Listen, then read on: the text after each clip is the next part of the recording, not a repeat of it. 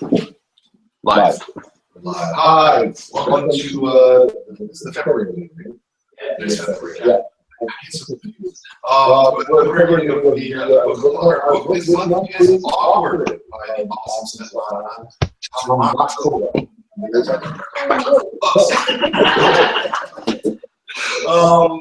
Great book. One we're really excited about. One I think it's just a book that everybody yeah, nice. Yeah, we're excited. We're excited. How? Let's start there again. How long did it take you to do this? Oh my gosh. So it had my 11th article. And the one that me to script was 3 months. So when my editor had me let's be still again. 4 months to write this. I love it. And then 6 months. So this was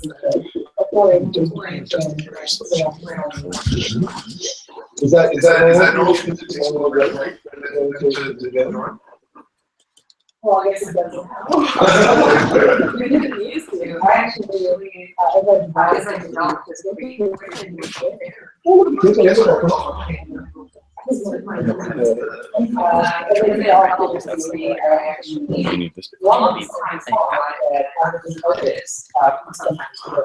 I didn't think of myself as a writer who wrote with pictures and words as a graphic novel creator.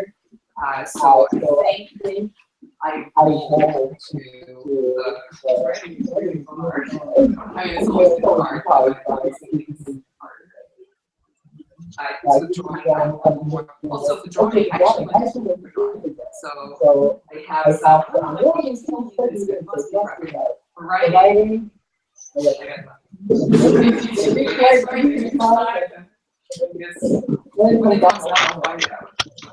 I'll say is, I mean, if this helps at all, I think you're very strong. I think that the characters are all very distinct from one another. They felt real to me. They felt like I knew they were because 2 hours and 2 hours fiction, you just like they just showed the kids, and the fact that you're showing all the adults around them, well, they all have personalities and their characters too. I thought I was very strong from that point of view. I tried to do that. I also don't like the books when you read a book and you get just like those little cardboard cutouts instead of actually being able to read cutouts. And yeah, it's humans fiction doesn't have too much to it. But that's not true. You guys have your worlds are very large. You deal with a lot of things in the business. You have to negotiate a lot of problems that didn't exist. So, this is your decision. How much of this comes from your grandmother's early middle school experience? Just enough to know it. I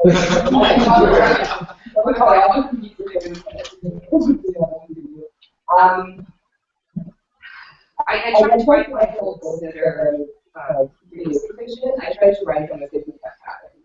So I do draw on the experiences that I have had over the child as a child, as an adult. So I try to plug my stories into that realm that I have in my mind, into that framework. But yeah, nothing that happened in the book actually happened except for one thing, which I here is an article. So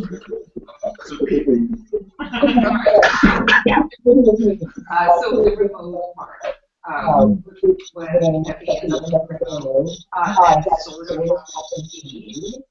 Except one more remote, there's something else. But like that, I had to suffer with that for several things. You got it. Yeah. Other- It was a departure from my usual, because I started out, so many people are familiar with Manga. So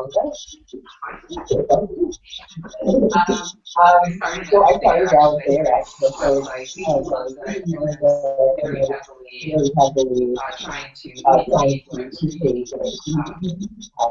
but also when I went to school, oh, but maybe budding artists here, maybe like to go.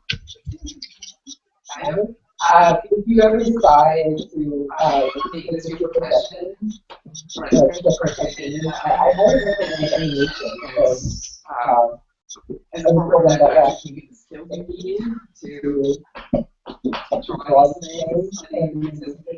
So I was actually driven for animation, I took 3 years plus animation there, and they taught us how to not just look at a style and think great or anything like that, but learn to dissect what makes it look like what. Because I mean, you guys were so cartoons, right? Gravity Falls, distinctly different. Distinctly, right? They're both cartoons, but the styles are very, very different. So in my school, they taught us to take a style, deconstruct it into the nuts and bolts, and then be able to adapt it and be able to draw in it. Because I worked in animation for a while, and you don't know. Maybe you're drawing for Disney one week, and then next week you're drawing for Gravity Falls or Avengers. You just don't know what style the next job will call for. So you have to be quick on your feet. And this style was an experiment that I tried for a short story once upon a time, and I liked it so much that when my publisher approached me to do a book for a younger audience, because mine's usually, I originally I went, well, how about this style? And they really liked it too, so that was the story. That's good. It is really strong, right? We have a couple of questions from the internet, and hi to those of you who are streaming to us. Let's start with Keegan. You answered this a little bit, but we can talk about it a little more. How long did it take you to make the book? Maybe we can talk too about sort of planning and thinking about it as well. Yeah, gosh. So the planning, that was the writing part. That was the Keegan, was it? Keegan. Hi, Keegan. So the planning to me is the writing stage where I, excuse me, I don't just write the script. I also do. They're called storyboards or thumbnails, and they can be quite small, but what they basically are is tiny, tiny sketches of the actual page where I plan what the dialogue will be, what the action will be, and yeah, just to make sure that the page is not a mess. Because a page in this book takes anywhere between 6 to 8 hours to complete. So the last thing we want to find out at the end of that 6 to 8 hours is that the flow of the page doesn't work. The reader thinks that the next panel is not the panel that you think should be next. So the planning is a super important stage, and that's why it took 9 months for this book. And I stand by that story. You do the lettering and the coloring as well, yeah? Or the coloring, I mostly did by myself. For the last third of the book, I had help from friends because the deadlines were coming fast and fierce, and the book was not getting done. It was just me.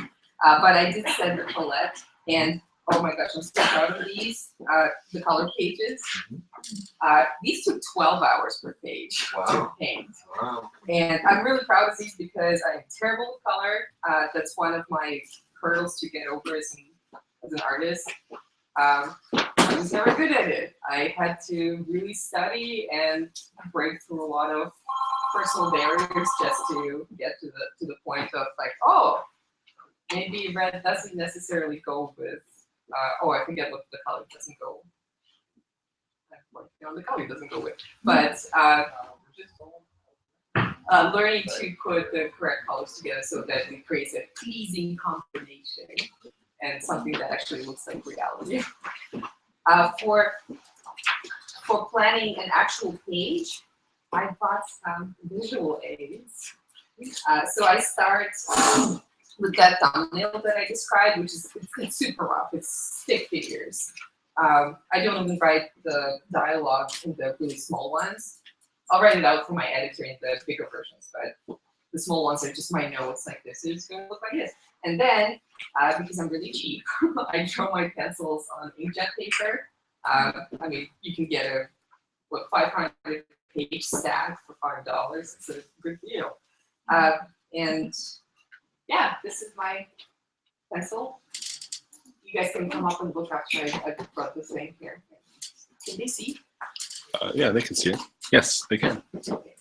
It's really paint, but this is the pencils for the very first page. And then once I'm happy with that, what I do is I scan it into my computer and print it out larger on cardstock. This guy. And I ink it there. And then I scan it in, and all the colors are done digitally. Nice. And then I send it off to my editor, and they letter it in-house. And when you said it took you 6 months to draw, does that include the color, or was, yeah? Okay. And the help. It would have taken longer if they didn't help me. I have the best friends. That's good. Does anybody in the room have a question? Or yeah. Why did you choose the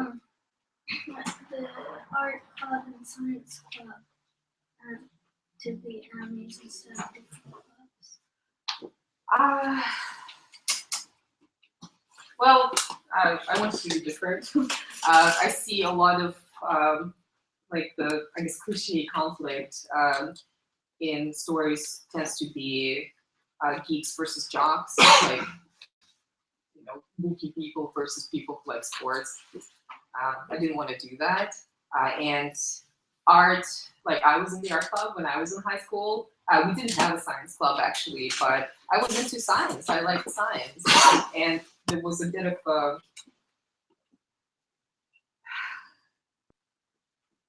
like, what's the word? Not exactly.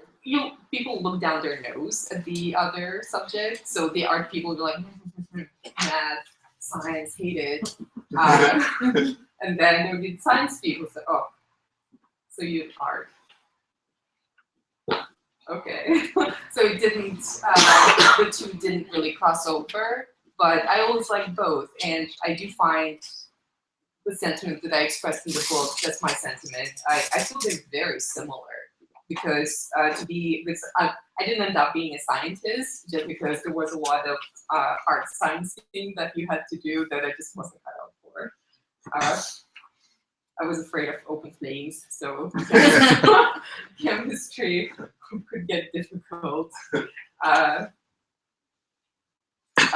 yeah, to make those amazing discoveries, like Einstein did, like you need a creative mindset. You need to be able to jump from A to D and skipping the B and C. Like that's what creative people do. They don't just follow, oh, it's A, B, C, D, etc. They don't follow the normal path. They would jump around. Maybe they'll get to Z, and these strange combinations that they would create, that's art. And the same thing goes for science. I don't know if this makes sense. Does it? Oh, good. Does to me. Yay. I tried. Everybody knows the alphabet here, right? You guys read it, of course. So when you said that your friends did or helped you do the last third, did they have like the same style as you? Like, did you all come to? No, they did the coloring, so a lot of it was point and click. I tried to be nice and draw all the shapes contained. So when you're in the computer, you can use the paint button, and it fills the. No, they have very different styles, and I was a little nervous at first asking them to help because I thought, oh, their styles are really colorful, and because I use sort of a muted palette for this. Do I have to like fix a lot on my end? But no, they really, because they have that sensibility as well that I was taught, where you look at a style, you figure out what makes it work and look the way that it does, and then you imitate it. And they both were amazing at that.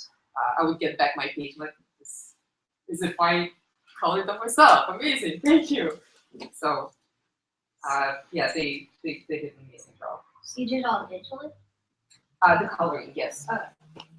And just for the technological fun of it, these friends, were they local or like across the country sending you? Wow, so isn't that neat that you can work in totally different places, you know, and all work together? That's just so cool, right? Internet is like, it's really, not only is it revolutionizing the entertainment industry and publishing in particular, but yeah, just the connections, the creative connections that you can make. I think one of the biggest reasons I'm doing comics right now was because I was able to find my people on the internet. My first comics were in an online comicing community. I just drew my little scribbles and put them online, and there were other people too.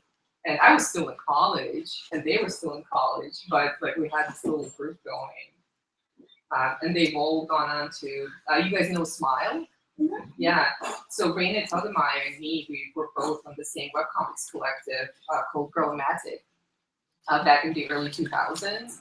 So we both have those webcomic roots that we came from. And it's so important for creatives to have that kind of connection. And I'm sure, is anybody here in clubs or having some sort of creative endeavor that they pursue? Music? Sort of, kind of. Like, it really helps to be in a group, doesn't it, for that stuff? The same for art. You really charge your batteries when you're with like-minded people. Yeah. What I find interesting, though, is that, you know, as you say, internet is changing entertainment, and yet it's print comics that are exploding. But I find that such an interesting dichotomy. Yeah, well, the problem with internet files is it's hard to share them, and we're very social creatures. We read something awesome, it's like, slap your friend with it, here, read this, and he can talk to you about it, right? You can't really do that with the file. I guess you can send it to them, but there's still something about having a tactile object in your hands. And Love books. Love books. So we have from P&J, which is, as I recall, Parker and Jack. I think it's Parker and Jack. They actually have they wrote 8 questions here, so we'll get through these slowly. Why did Ms. Tobias get mad suddenly at the club? I think they mean Tobin's. Okay. I can't read your handwriting. It's not my fault. Why did she suddenly get mad? Mad, yes. At the science club. That's what the question asks. Oh, what did you know? It hasn't been a while since I did.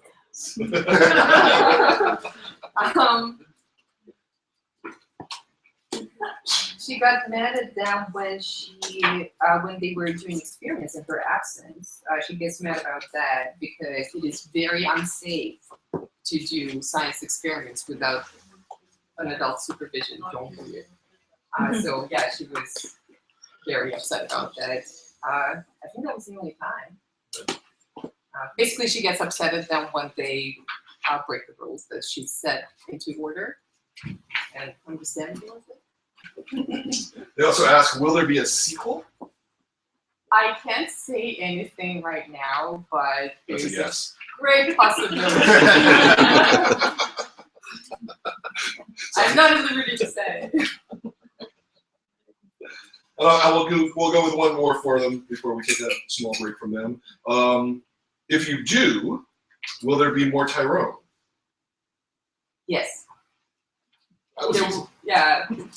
Well, all the characters, like you mentioned, how they feel so fleshed out. Like the amount that I know about these characters did not make it into this book. Like I love the newspaper girls. I want to do more stuff with them. Tyrone and Jensen, the Sunspot kid. Like they're all so dear to me. Like Peppy and Jamie were the stars of this particular book, but who's to say who's gonna come forward next time? So yeah, no, everybody's sticking around. I can say that. It feels like you. I mean, it's a really rich world. It feels like you could probably get a dozen books out of this, perhaps. No, get me writing about people. It's like, can you read 100 volumes? Because I can write 100 volumes. Yeah, no, like we as a species are so fascinating, the things that we've created, the communities, and we don't just eat. We make art out of food. We don't just take a piece of meat. No, we arrange it on a plate. We put some green stuff on the side, and artfully arranged rice or potatoes. Right? We use a spoon. We brew tea, like the peak of artful creation of food. There's teapots. Yeah, I could go on for volumes. I probably will. That's great. Do we have any other questions from the room? Yeah, go ahead. How old were you when you really started drawing a lot? I guess is my question. And maybe why did you wind up going to animation school? Right. So something to know about me is I almost didn't become an artist. I grew up in the Soviet Union and then Russian Federation after that fell apart. We moved to Canada in 1995. I was about to turn 16, and the only art that I had before the age of 16 was a art class in, I think, grade 5. We drew little plastic animals. It was a very rewarding experience. And I went to, it was an art studio run by a fine artist, as far away from comics as you can get.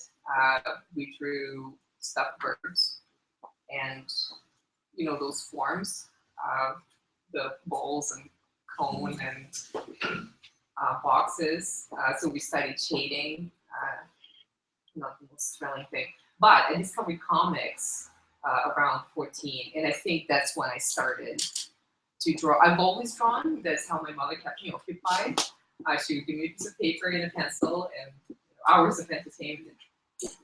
I used to do this thing where I would take a pen and just go over the paper and then turn the mess of lines into like a little animal, or just try to create something with it. But yeah, I was but yeah, I didn't get the bug for comics specifically until after I don't know if anyone's heard of ElfQuest.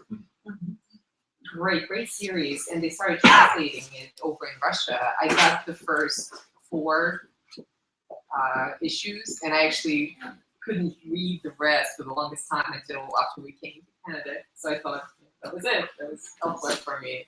It went on for like 100 issues, right? I only got 4. But it was just so. Has anyone here read a book that just completely had such an effect on you, like shifted your perception? That was ElfQuest for me. I did not know comics could do that. The comics that I had read before that were, Disney comics strips like Donald Duck, Goofy, and they're great, but they're not exactly the deepest of storytelling. Whereas ElfQuest, it was this amazing world. In the very first issue, for those who don't know, the story is about elves that ride wolves in a different world, and they live in a forest, but their forest gets burnt by their enemies, and they have to flee for their lives to find themselves a new place to live. And all the characters felt so real. Again, like I read that stuff in the books, but I didn't know that you could do that with comics. And I think that was the beginning of the end for me. When I got to my Canadian high school, I realized that I can take the electives that I choose. So I picked all the art classes I could get, all the creative writing I was in every art and writing related club. But the funny thing is, parallel to all that, I was convinced that I will be a computer programmer. I had 3 sketchbooks that I was drawing consistently, but I was going to be a computer programmer, and that's what I told my poor art teacher. It's like, hey, you obviously like drawing. What are you going to be when you grow up? And me with my 3 sketchbooks, I'm going to be a computer programmer. So he just looked at me and said, you're willing to work hard and really hack at it. This could be a job. So he pointed me to the shared classical animation diploma. And I'm so grateful he did, because if I had gone into fine arts, I would not be doing what I am right now. They don't really teach you the skills you need to survive in this industry, because what you will learn in animation, not only will it be absolutely transferable and used every day that you make comics, but you can also go into animation when, say, there's a recession and the entertainment industry is riding on the floor and not paying anybody. Animation is a little more stable, so you can always retreat, earn some money there, and then come back for more comics. So really, really important to always think on your feet. I veered way off from your question. Sorry. No, that's not. You were part of the early 2000s movement of original English language manga, OEL manga. I'm glad you said the 2000s movement. Yeah. So, what was your early exposure to manga that made doing work in that kind of a style attractive to you? Mars. Mars and Rumble Manga. Yeah, because I hear some odds that was read. I was a huge fan of Rumiko Takahashi, and also Mars it's an older romance manga that was published around 2000. It was one of the first that Tokyopop did, and I mean, it's like it was designed for me. It was about a girl artist in a high school trying to do her. I read every volume cover to cover. I still own that thing. And yeah, I immediately want to do that. So I started doing my own comics, and my comic on Girl-O-Matic that I mentioned that Raina was on, it was actually a romance comic drawn pretty much in the style of Mars. So that was probably the 2 biggest influences for me. Also, in high school, I went through a period. If anybody here, starts going into art, you'll find that you get really influenced by the stuff that you like. And looking back now, there's a very clearly defined period where I was really influenced by the guy who did Oh My Goddess and You Were Under Arrest. I was basically his clone. I love the way he was designing clothes, the way that he did cross-hatching and all the patterns on his clothes. Big inspiration. I've moved on, but yeah, you can tell me. That was gonna be my next question, actually, is do you still consider yourself like an OEL manga artist as opposed to just a graphic novelist? Is that a valuable distinction even? Gosh, yeah, I think it's a really good question. So for those who don't know, OEL manga stands for Original English Language Manga, and this was it's basically a marketing term. Manga is a Japanese word that literally translates to irresponsible pictures. It's comics, that's all it is. But when Japanese comics were brought over here, manga became a marketing term. And manga came to mean this because it does have a very specific way of presenting story, presenting characters. It's got an astounding visual vocabulary. I wish I had my visual aids here. But they have this dictionary of symbols that you can use to present a character's inner state. So you've got the symbol of the popping vein, which if you draw on the character's forehead or even their arm, anywhere in their body, it denotes the character is angry. Even if they look really calm, that that little symbol denotes they're not calm, they're angry. And there's a sweat drop, which denotes the character is sweating the situation, they're not comfortable with it. And yeah, like I was really floored by that, and that's why I was drawing. I hate to say style because it's not a style. Manga has so many styles. But yeah, when it came over here, it was a very specific selection. It was mostly comics for teens, which had within a certain stylistic that they used. So licensing fees are expensive. And the publishers here, it's like, why don't we get our own properties in this really popular style? And that's how OEL Manga was born. So people like me were hired to create properties for publishers to that they could publish, and possibly like Tokyopop was really interested in making movies out of the books that they published. That's why I don't own Dramacon. So do I still consider myself an OEL manga? That was a really long lead into the answer to the question. Yes and no. I subscribe to manga 110%. I love the medium. I love what I've contributed to it, because remember that dictionary of symbols that I was talking about? I love it so much. I started making up my own that are English specific. For example, when you lie, they sometimes turn into little rugs, like flying like a rug. And also when they get really surprised, like comically surprised, they grow extra fingers and like their hands are really, really fingery. Yeah, so, but at the same time, like I will do this stuff, which a lot of people would not accept as manga, which makes me roll my eyes because manga is just another word for comics. And technically, everything is manga. This is manga, and this is manga. Or the other way around. Or the other way around, Right. because in Japan also, they have whole comics that look distinctively American. I believe it's called Amerikami.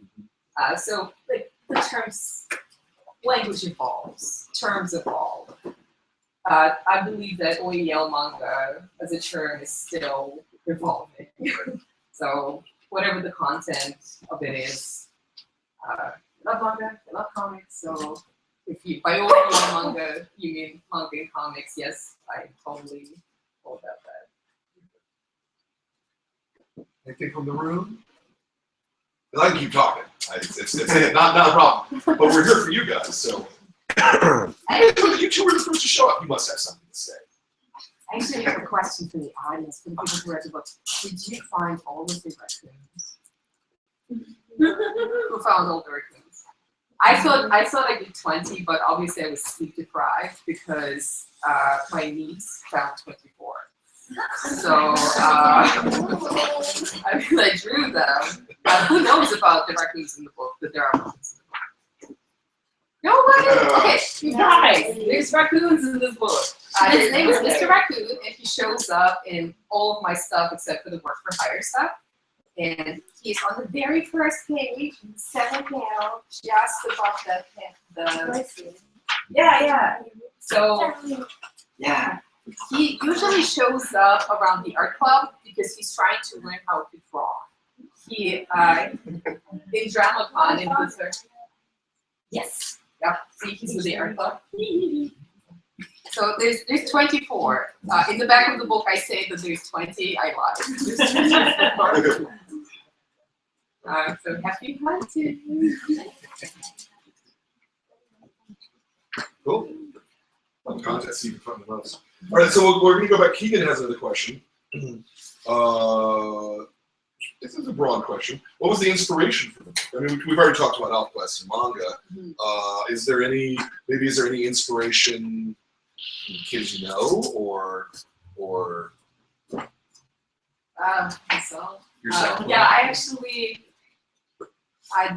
don't really have any properly aged children in my surrounding that I could spy on at this point. So I try to think back to myself.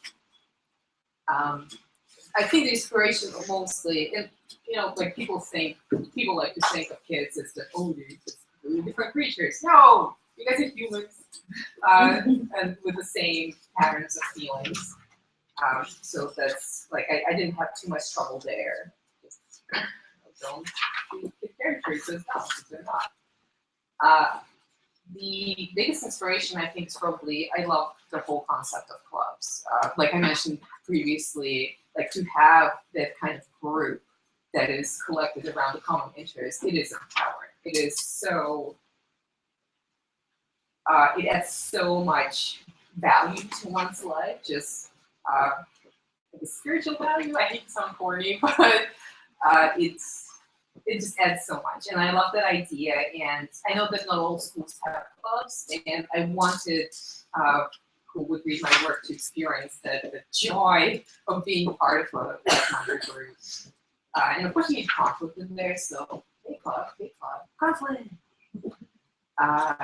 Yeah, it just grew from there. Your work earlier than this is, as you noted, it was largely in teens. Mhm. This is more middle school. But is there? Did you find a difference for yourself in sort of aiming at those groups? I did. So I naturally tend with my writing, not only teen, but older teen. DramaCon was originally supposed to be older teen. And then my publisher said, hey, if we take the swearing out, we could make this 15 book. So all of a sudden I was a teen author. So even less swearing in this book for obvious reasons. But yeah, it was a challenge just in the sense that my middle school was a long time ago in Russia. So things are very different here. And I wasn't familiar with just the technical nitty-gritty of it. Like, you guys don't have electives yet, do you? You don't get to choose your own classes? Not middle school. No, yeah. And okay. And I wonder if that depends on the school because Just out of curiosity, is that private school or? No, it's Hoover Middle School. Really? Oh, okay. Wow. Yeah, they have like an art elective. Yeah, because the rooftop, it's a great schedule. It's the schedule. Yeah, you have to show up an hour early to school though to be able to do Oh, okay. So it's like kind of truly elective. Then. Yeah. You're electing to come to school early. it. Right. Yeah, that's wow. right. That's hardcore. It's KH, yeah. Yeah. But it's two campuses. Yeah. Middle school is its own campus entirely. Preschool. I guess you. It is Preschool preschool. to 4 is on campus, and then And rooftop doesn't have elective. That's a surprise. No. But rooftop's like a very art-oriented, Yeah, maybe you don't need one. curriculum to begin with. To begin with, in elementary school it is. Not anymore. Yeah. I have a question. Yes? How do you approach the story part of the book? So how do you have a story in mind? Or does it sort of evolve as you're doing it? It evolves all the time. I mean, I started with an honestly that outline, and then it's obsolete by the end of the. But it does help. Basically, when I write a scene that doesn't work, that's not wasted effort. I went down a way that, I tried it and it didn't work. Now I know not to go down there. So I tried another way. So yeah, it's very organic. I try to be structured about it. I have friends who they swear by outlines and sticking to them. It's like, this is what I decided, this is what I'm gonna write. I can't do that. Especially characters, when I write characters, they tend to, like, when you're getting to know a person, they appear one way at first, and then you find out all these things about them, like If it is space, what? I didn't know that. Right? Interesting people then. I don't know, but maybe this is the truth. So all these things that I find out during the course of writing, I can't just brush them off. I want to work them in, and they affect other threads of the story. Say if the character presents a really interesting dynamic with another character, I'm not going to ignore that. I'm going to talk, okay, let's see more, let's see more. So it's a very convoluted process of discarding the stuff that doesn't work and sort of picking, it's like, oh, I'll take this, and I'll take this, and I'll take that, and then at the end we try to lay it out coherently so that people enjoy the reading experience. Does that answer your question? It does, it does. Graphic novels, they say a lot without a lot of words, and it seems like knowing what we need to put in there and what you can convey in this design and how you can the story across seems maybe more complicated than Yeah, and a lot of it is trial and error because anyone who's ever tried to communicate anything, be it picture or words, has probably come upon the experience of the other person not getting it. It's like, this is not what I tried to tell. Why are you thinking that this is what I said? This is not what I was trying to say. It's amplified in writing because when you're speaking to a person, you can immediately, it's like, no, that's not what I meant, that's not what I meant, and rephrase yourself. With the book, you know, what you put on the page is what's there. So you better hope that what you meant is what you said. This is what editors are for, and they're a good editors worth their weight in gold. I haven't had some editor where we both think on the same, like she knows how to tell me that I'm not getting across. She knows how to spot what I'm trying to say and tell me that I don't think this is quite working. This is without, you know, completely destroying my non-existent self-confidence. So yeah, it's a difficult task. Did I say hard? Writing is hard? I would like to point out that writing is hard. Now, one thing I'll say about comics is that even though sometimes you look at it and you think it's very simple, there's also a real density of information that you can communicate from setting in place and time that in prose, you have to write a lot. You have to write paragraphs, voluminous, whereas in comics, you can very simply indicate a lot of stuff. It's kind of one of the wonderful things about the form, I think. You can find a particular example. I love joining this panel, and it's an expression that I wish I could make in real life. When you know, when Miss Tobin finds Pepe's bonus material in her assignment, and she makes this face. Okay, good stuff. It's 22. The very last panel. It's like all these expressions, I wish I could make them. But yeah, trying to describe this expression with words, I dare you. I couldn't. But to draw it, you know, there it is. Yeah. You need no words. Or even like if we go on to the next page here with the onomatopoeia here, the grab.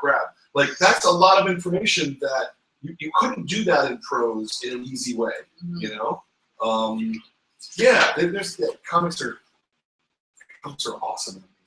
Well, like what people don't realize is when you read a comic, you actually read two languages. One is, you know, plain old English that we speak and know. The other one is the pictorial language, which again, yeah, like each image can be loaded with information that, I mean, they're stylized drawings, but we can all tell that these are humans, for example, and you know, shy humans. They're super shy humans. They're just lines, but when they get into your brain, through your eyes, your brain processes them to give you information that, hey, these are two shy humans sitting at a table and interacting. So, and then they say something, and that's a different kind of information to digest. And to amplify that as well, there's even I think a third language there, which is the correlation that you're bringing to the audience is bringing to from panel to panel. Oh, absolutely. Like particularly we were talking about manga. It's pretty famous in manga where you'll have a scene where, like, let's say there's two people having a duel, a sword fight duel, and so there'll be a panel of them sitting and staring at each other, and then there'll be a panel of like a leaf falling from a tree, and like how the light shines, and the connections that you make between those images are some of the most powerful parts of comics. The example I always give for the American audiences is you've seen this a million times. Lucy holding the football and Charlie Brown running at the football, and Lucy yanks the football away, right? Except Lucy never yanks the football away. You never see that happen. It's been yanked, but you don't ever see her doing it. You are the one who pulled the football away. You're the one who makes Charlie Brown fly through the air. It's true, though. It's true. P and J ask, and I love this too. Why do you have a monkey on your lap? I have no idea. You have no idea. Hey, I have no recollection of this photo taking place. It exists, so it was happening. But Is this in Russia or is this? This is actually in Crimea. Okay. We were there. I know for a fact that we were there. Okay. It was for a vacation. That was the only time I was ever there. And I have to assume that there must have been somebody with a monkey, and that person let us take pictures with the monkey. You seem happy to have a monkey in your life. It was like a very cute monkey. Let's see. PJ also really like Elf West, so you guys have good taste. And their last formal question is, why does Jensen like sunspots so much? Oh, he doesn't like that. He's really terrified of what they can do to the Earth. So sunspots, as far as he knows, his information may not be the most accurate. But there are these darkened spots on the sun where the surface solidified a little bit, and they can be a source of, I forget what the term is, like a solar flare. They can be a source of solar flare, which in his mind could reach as far as the Earth and just fry everybody. So he's very keen to let everybody know about the danger. Anything else from the audience? All right. Well, so you were gonna show us maybe a little how you draw. We can try. Yeah, I don't think it's going to happen yet. We might be able to do a separate thing, but not as part of this. It's not going to talk to each other right now. So I just didn't have enough. Yeah, I don't know what to do with that. So. All right. Well, so much for that. I turn on my screen. I can show to the camera. Sure. Okay. Yeah, that works. Just show. I love drawing digitally because. You might have to restart it. That's why I'm saying. Oh, okay. Well, I'll just show it. Just to show what it is. Should I unplug it? Yeah, you can unplug it. I said you'll have to restart the device though. Okay. Just so you know.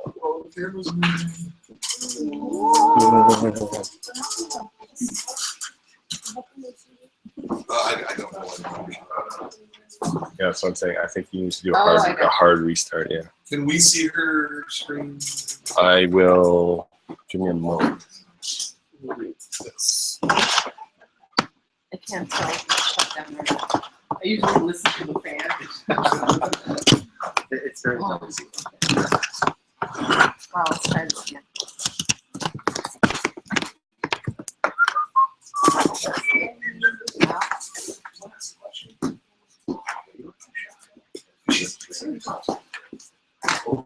Yay! I already almost broke this thing once. Yeah, they're very fragile. They're scary. Well, it's such high tech, and like I feel like I have 10 thumbs whenever I deal with it. You're seeing this, right? Yes. Yeah. Okay. Good. You know what we could try to do is, without Google Hangouts, try to book it in. Have you tried that? Yeah, no, and yeah, I think this will be okay. All right. But yeah, it's I did the it wrong. I'm not talking to each other.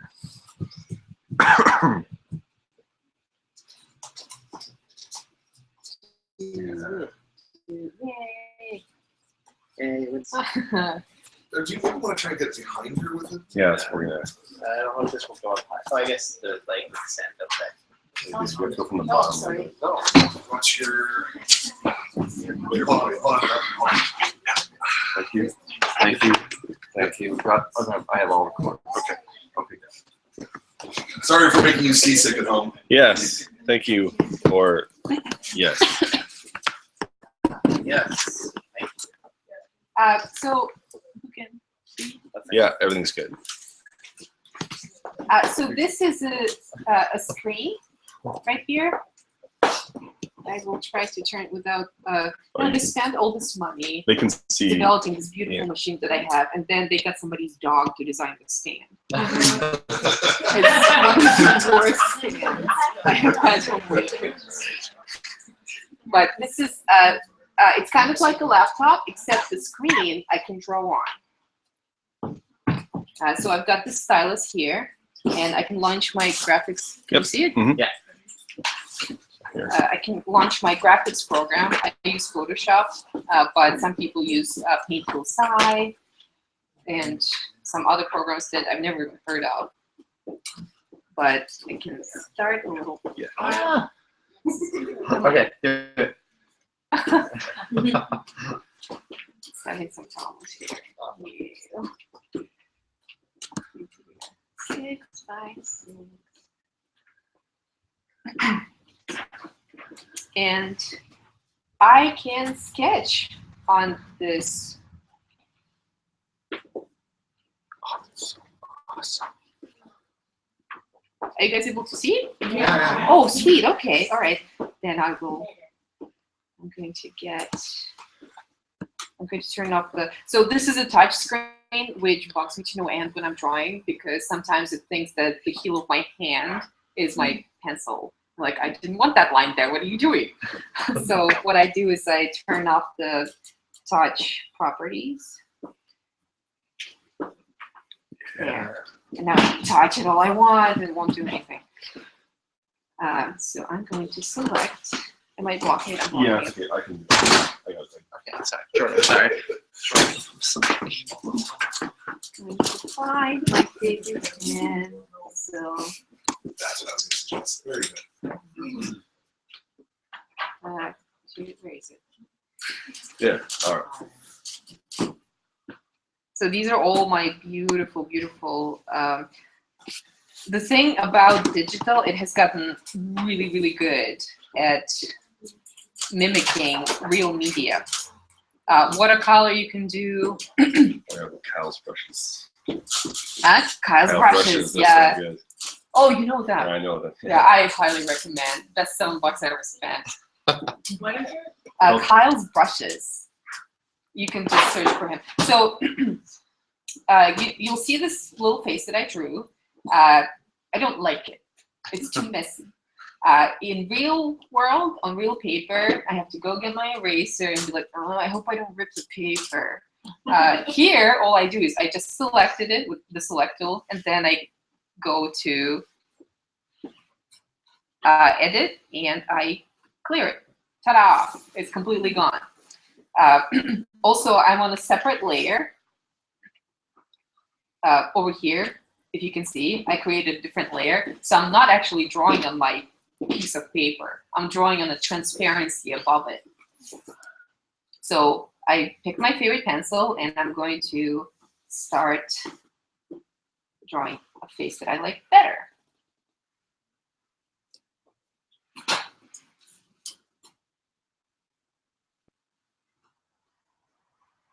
And by the way, I've been drawing for 25 years, so yeah.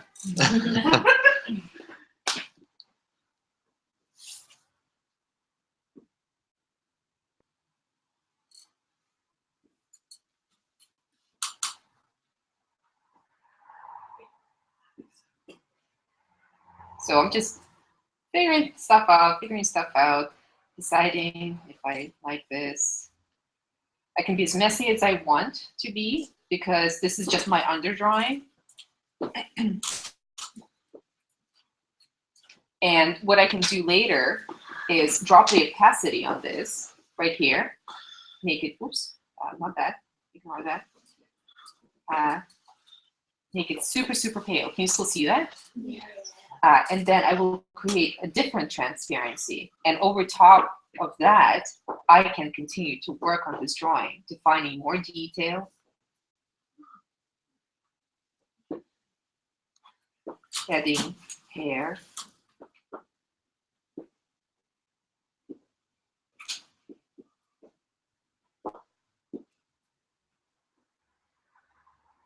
Details.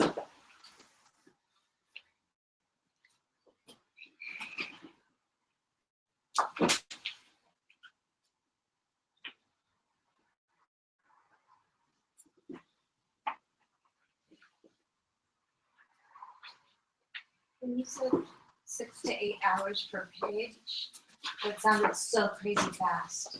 And now I'm seeing how you could probably get. Well, I've gotten faster. It used to take a lot longer than that. It used to take me a week to complete a page. Yeah, and most working professional comic book artists tend to do about a page a day or a page every other day. Otherwise, you can't produce enough work to make a living from it. Yeah, taking a week a page, that's, you're living in a cardboard box.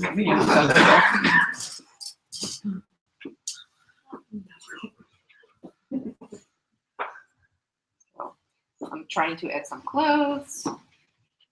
This is the point where I would actually go to the internet for inspiration, because whenever I think of clothes, like, oh, a shirt, I guess. So if I wanted to do something interesting and unique, I would go to the internet for inspiration.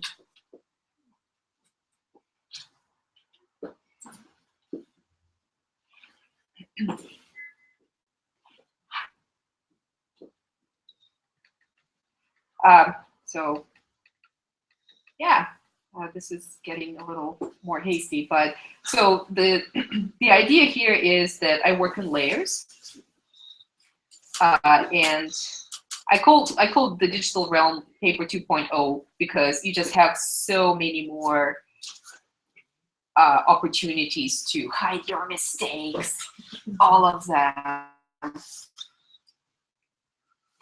and nobody will ever know.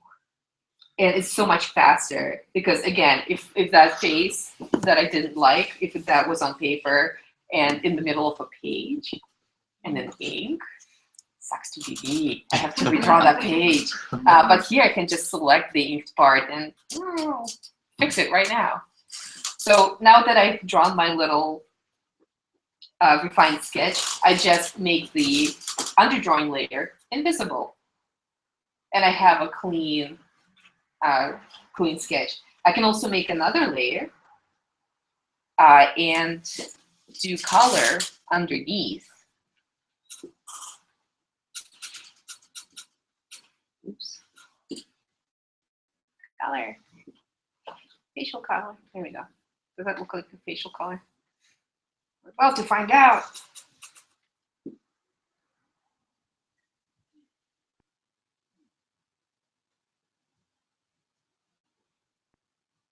And this is really rough, so please excuse how I'm not able to stay within the lines. I think you're all right. Oh, good.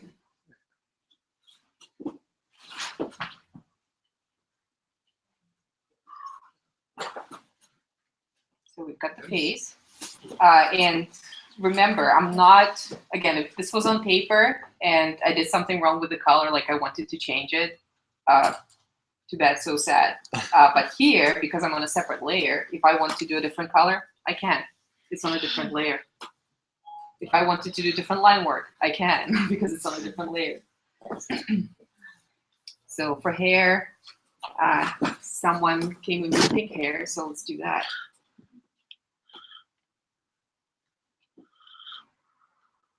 How's that pink? Good?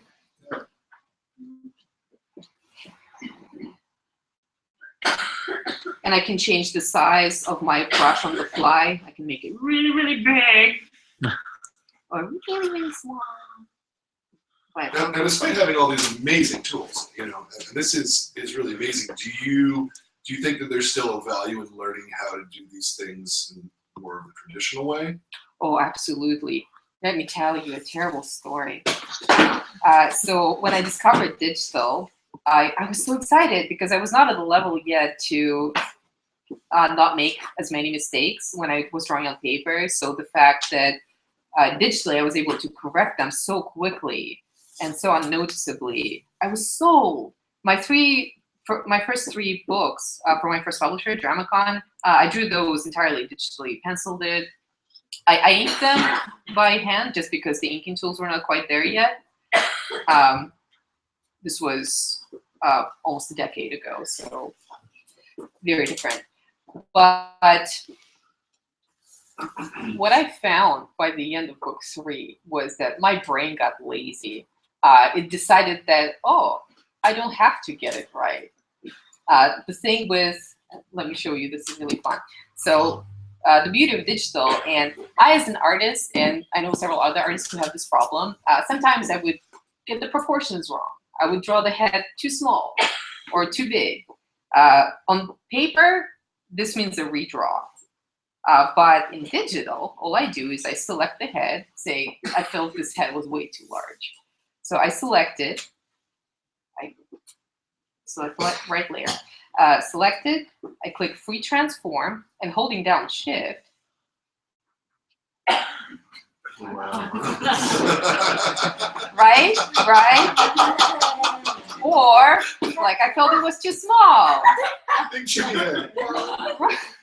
Magic. This took like 2 seconds, right? So the brain, that lazy brain decides that, oh, so I don't have to bother with like paying attention to proportion and getting it right the first time. So my drawing skill, after it went up, it actually started plateauing and then went down.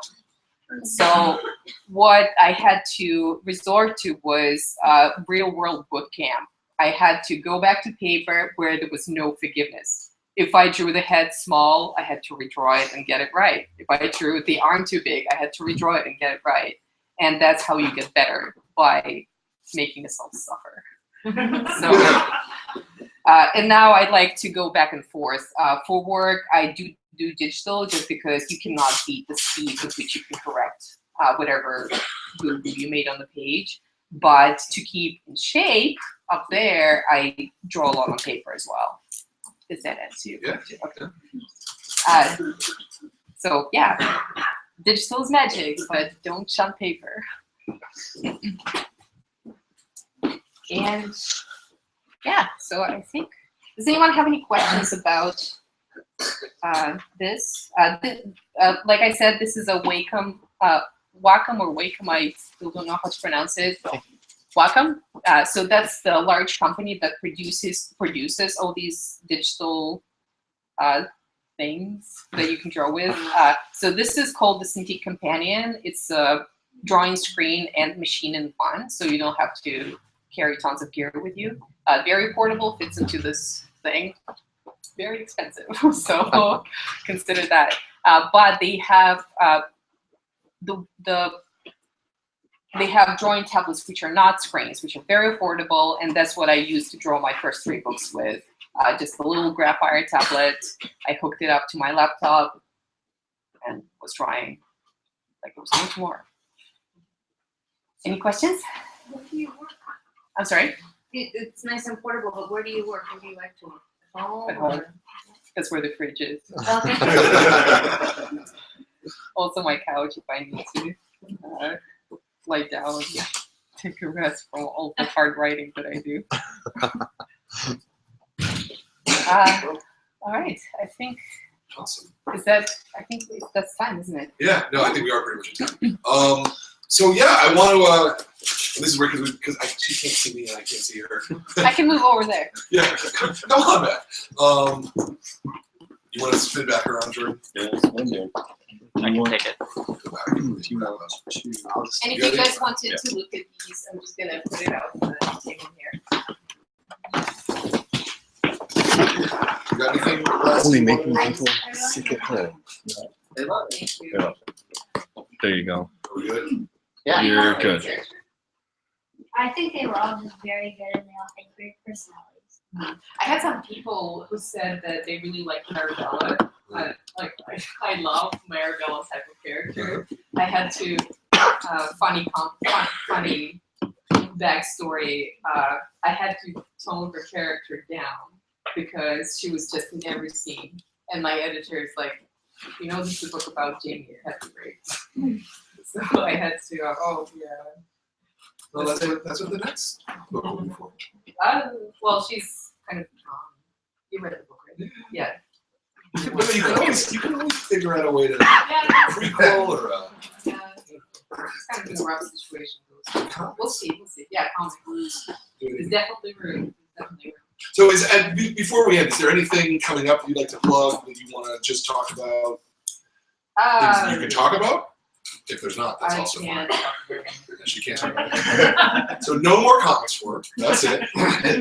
I have a webpage that you can check out for news from me. I have a Facebook where I post any news related to my work and my appearances. So if you're interested, follow. Well, sure. So I want to thank you very much for coming out and doing this. I want to thank you for doing such a great book, and we can't wait to see what's next from you. I think I can speak for all the kids that love to see more. So that was awkward. Our next meeting. That was poorly phrased. Our next meeting, I don't remember the date actually, but it's Tony Cliff, Delilah Dirk, and the King's Shilling, which is a great book. It's a really good book.